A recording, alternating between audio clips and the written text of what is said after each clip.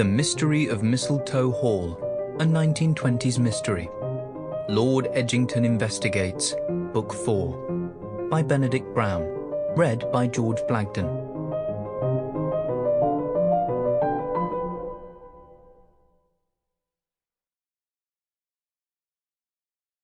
Prologue.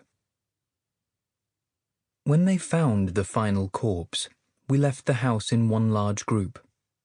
No one said a word as we followed the brass-buttoned officer through the snow. The high banks that had accumulated the day before were turning to ice, and the ground crunched and compacted underfoot as the parade of mourners thinned out into one long line. It was a grim moment, but my grandfather's golden retriever wasn't to know that.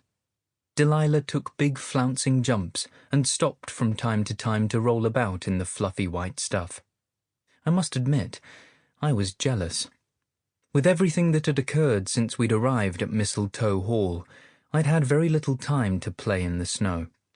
I found myself copying Delilah and bounded ahead of the group, until my grandfather gave me a disapproving look to remind me why we'd gone outside in the first place.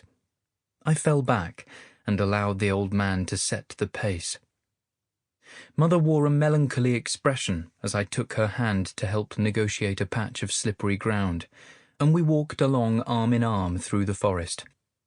When we arrived at our destination, the sight was both more macabre and more mundane than I could have imagined. The body had been suspended from the lowest branch of a beech tree, with eyes tightly closed, as if in the middle of a nap.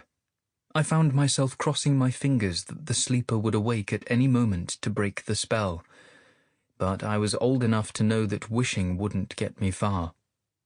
There was blood on the ground, though I saw no obvious wounds on the limp body. I tried not to look at the noose because I didn't want to see the swollen red marks where the rope had bitten into flesh.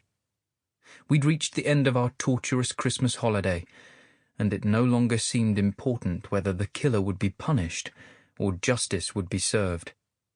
The only thing that mattered was the people who had died, and that there was nothing we could do to bring them back. A second police officer arrived from the house with a saw.